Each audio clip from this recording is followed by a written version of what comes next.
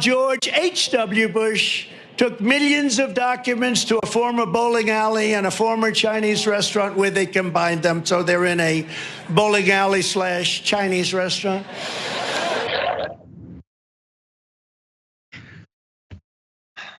Okay. So Donald Trump stole a bunch of classified documents. That just happened. That's a thing, it's indisputable. And every day we greet the day to some dumbass excuse for why he shouldn't suffer any legal consequences for knowingly, repeatedly breaking the law. Now, it's that George H.W. Bush was hanging out in a bowling alley Chinese place or something with documents, and they should really look into it. And it's weird that they're not looking into it. I mean, it's not super weird that they're not looking into it, considering that George H.W. Bush died 4 years ago. But I don't want to like spoil that for Trump. He's still catching up on reality. So anyway, we're gonna fact check this stupid theory of his, because it turns out it's not accurate.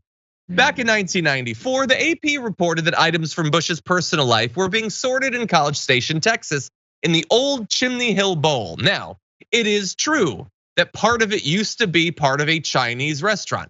However, uniformed guards patrolled the premises. There are closed circuit television monitors and sophisticated electronic detectors along walls and doors.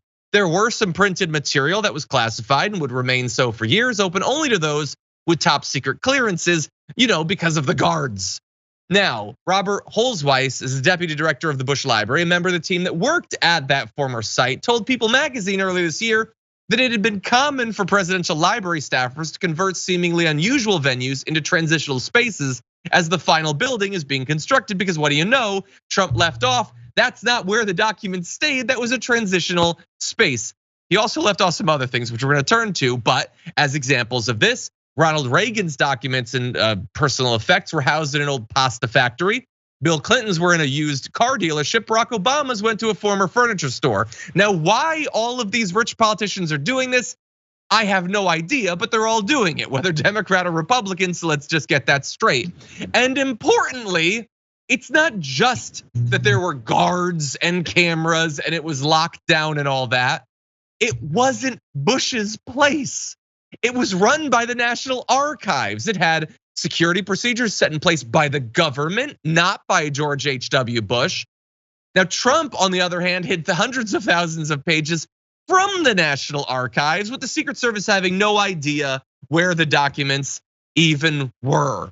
And so, yes, there are a few differences between what happened at Mar-a-Lago and what happened at the bowling alley Chinese place. Aida, what do you think? I think that the circus continues. And like I said, people want to hear what they want to hear. And when they get to that place where they are in full on denial, they got their huckleberry. He's going to continue to feed them the stories, and he will continue to tell them what they want to hear.